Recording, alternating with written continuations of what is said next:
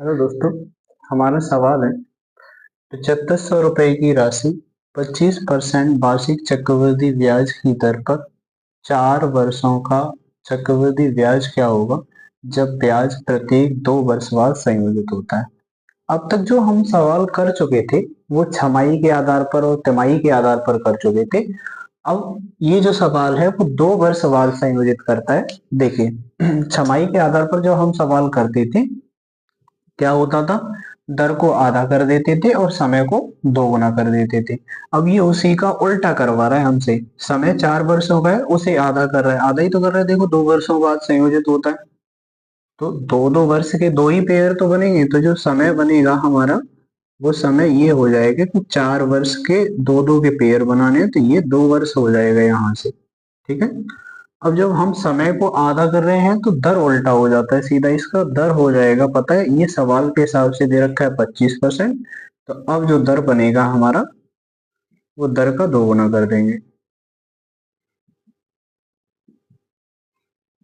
50%।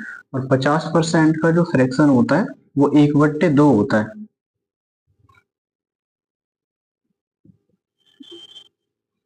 ये अब तक हम करते आए थे दर का आधा समय का दोगुना। अब सवाल में हमसे समय का आधा करा रहा है तो दर का हम दोगुना कर देंगे। ये व्युत्क्रमानुपाती होते हैं ये एक दूसरे के। तो देखिए अब 1/2 और 1/2 कितने बार लिखने, 2 बार। अब आपको वही तरीका अपनाना है जो हम पहले सवालों में अपनाते आए हैं। 4 का 1/2 2 ही आएगा, 4 का 1/2 2 ही आएगा, और 2 का 1/2 1। हमारे हिसाब से मूलधन कितना है, 4 यूनिट। सवाल के हिसाब से जो मूलधन है वो 7500 रुपए है। और हमारे नीचे लिख लो थोड़ा, हमारे हिसाब से मूलधन है 4 यूनिट, सवाल के हिसाब से 7500।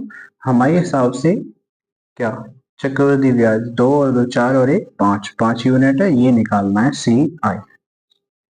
यहाँ से ये काटेंगे, 1875 बार कट जाना है।